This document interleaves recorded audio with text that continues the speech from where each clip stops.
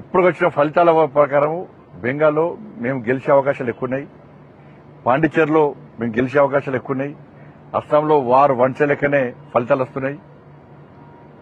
ఇవాళ కేరళలో ఆ కమ్యూనిస్ట్ ప్రభుత్వం 3 సార్లు 2 సార్లు అయింది కాబట్టి ప్రజా వ్యతిరేకత ఉంది కాబట్టి అది గుడ్డిలో మీరు ప్రయత్నం గెలుస్తున్నారు కావచ్చు అంతే. 12 సీట్లు దేశంలో కాంగ్రెస్ పార్టీ ఎక్కడ రాసి పెట్టుకోరు. ఇక కాంగ్రెస్ ముక్త్ భారత్ అనే నినాదం ఇవాళ మేము సక్సెస్ కాబోతున్నాం. ఇవాళ అనేక రాష్ట్రాలు ఇవాళ బెంగాల్ మాకు కొత్తగా యాడ్ అవుతుంది. ఇవాళ ఇట్లా ఇంకా రాబోయే ఎన్నికలు కూడా నరేంద్ర మోడీ గారి నేతృత్వంలోని ఎన్డీఏ ప్రభుత్వాలు ఈ దేశంలో డబుల్ ఇంజన్ సర్కార్ ఏర్పడబోతున్నాయి. అంతటా కూడా ఇలా బెంగాల్ ఫలితాల కోసం దేశవ్యాప్తంగా భారతీయ జనతా పార్టీ కార్యకర్తలు ఎదురుస్తున్నారు. ఈ ఫలితాల బట్టిగా దాదాపు అనేక మంది కార్యకర్తలు బలిదానం అయిపోయినాడు. బంగ్లాదేశ్ గుండాల చేతుల మా కార్యకర్తలు బలిదానం అయిపోయారు. మా కార్యకర్తల కుటుంబాలు బలైపోయినాయి.